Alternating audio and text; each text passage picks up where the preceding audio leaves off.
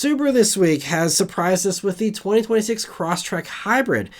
Despite promising us a Forester Hybrid at the end of 2023, we're still waiting for that vehicle. No signs of that one whatsoever. I'm guessing it'll come very shortly after this and probably have all the same stuff this has.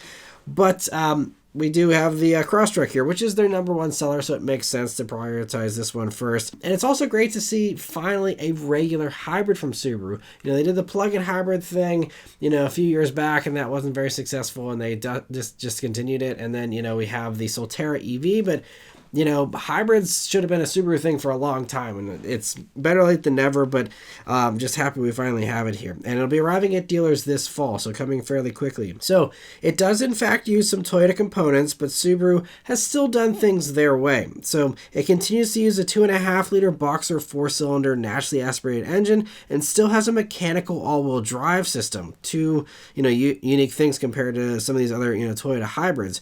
But it combines those components with two electric motors, a 1.1 kilowatt-hour battery, and an eCVT from Toyota to create a series parallel hybrid system. The engine in this application does a lower 162 horsepower and 154 pound-feet of torque, but with the electrical components, total horsepower is 194 horsepower, making it the most ever for the Crosstrek. And thankfully, there's no compromises to cargo space or ground clearance, they say. And it'll be available on premium, sport, and limited trims, but there's no pricing or fuel economy numbers yet, and that's going to really be the make or break for this. Is is there a huge price premium, and does it actually get better fuel economy? Because like the Toyotas, for the ones that offer a hybrid, it's usually not more than like $1,000 or so to jump up to the hybrid, and you get a massive improvement in fuel economy. Subaru using, unfortunately, their less efficient 4-cylinder, and the mechanical all-wheel drive system is certainly going to drag down fuel economy on this compared to the E-axle you have in the back of the Toyotas, which is less capable in the Toyotas, admittedly. So, Subaru was going for, that better capability, but it's going to cost them fuel economy almost certainly. So, don't expect to see Toyota hybrid fuel economy ratings here. I think if we even hit anything in the 40s, that would be a surprise for me. We'll have to see.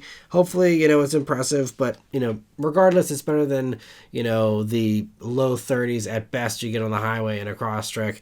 And so a nice improvement there, I'm sure. And otherwise here, for the 2026 model year, you also are going to be getting the digital gauge cluster from the WRX TS. That'll be making its way into the Crosstrek for only the limited trim for 2026. But a nice little improvement there to modernize, those top Crosstreks, and I'm sure I'm guessing we'll see that same thing mirror every other top limited version of other Subarus in the lineup, whenever that, those announcements get made here.